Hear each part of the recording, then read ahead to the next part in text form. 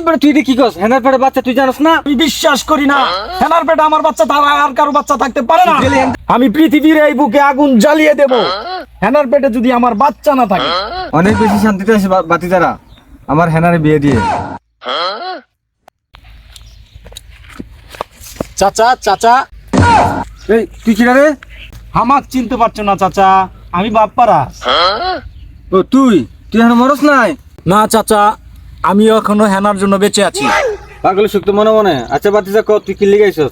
চাচা আসার সময় হেনার সাথে দেখা হলো, দেখলাম হেনার পেট উঁচা। হেনার পেটে কি গ্যাস হয়েছে?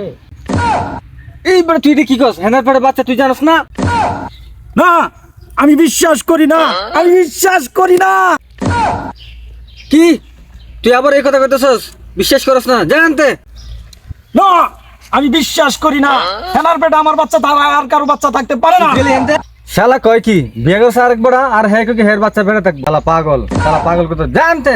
আমি পৃথিবীর এই বুকে আগুন জ্বালিয়ে দেব হেনার পেটে যদি আমার বাচ্চা না থাকে। শালা পাগল পৃথিবীর কি তোর বাপে তুই আগুন জ্বালাই দিবি?